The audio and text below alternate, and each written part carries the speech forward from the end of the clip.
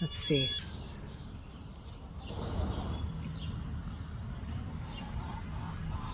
Got some berries, thinking about it. Have berries. They're trying.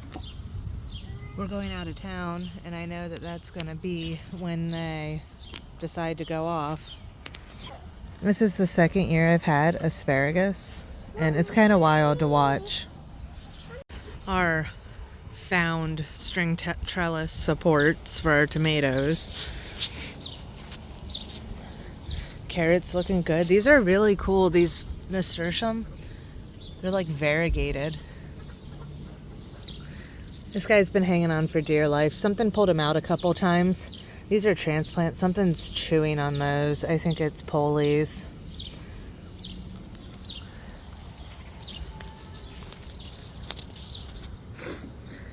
These Woolly Kate tomatoes are cool looking. They're really fuzzy. It's a good leaf. I wasn't sure a couple weeks ago, but this is definitely a nasturtium variety. I just don't remember which.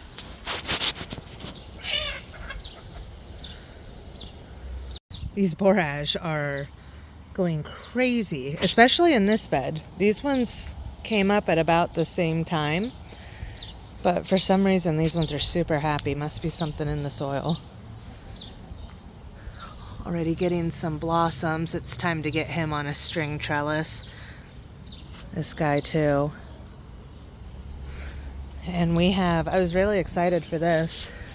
This is Tulsi, or holy basil, it's also called. It's used in tea, and I've heard that it smells really, so I'm excited to try that. It was randomly growing here, so I relocated it. And the ginger mint, I had said I thought it was chocolate mint. I found a tag underneath it, and it is in fact ginger mint. This is my apple mint, and that's more yarrow. Excuse me, right there is more yarrow. A lot of this is volunteer calendula. I did plant some, and I threw some out here the other day as well. These were the volunteer squash. I know that they're both a Peppa variety, I believe it is, so they can hybrid. It was I had zucchini and yellow squash in here last year, and this is what came up. So I'm just interested to see what they are. But I did also plant some yellow squash and some Paloma white, or gray maybe it is, zucchini. And then in these two mounded spots, I don't know if you can tell, I need to water. I went ahead and I put a dwarf variety of corn in there, and that was from Baker Creek.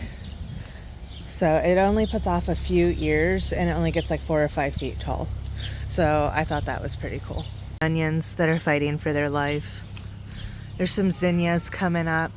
This is tatsoi. Ew, that's litter. Gross. But this is tatsoi.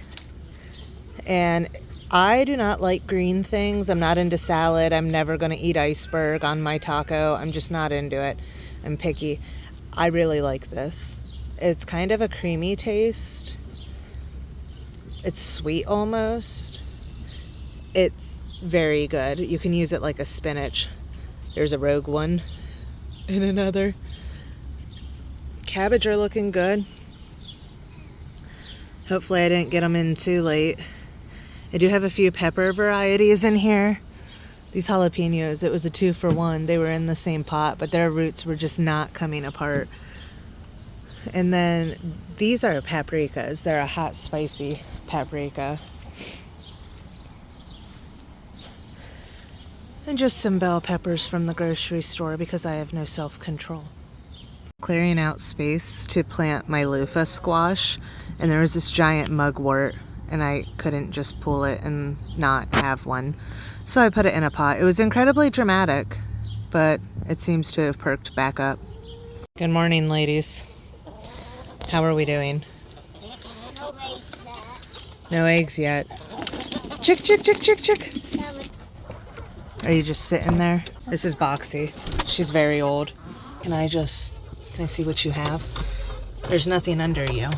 What are you doing? Not again, down.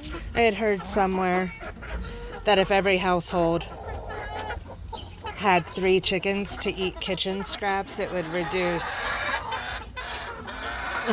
They're fighting over grapes.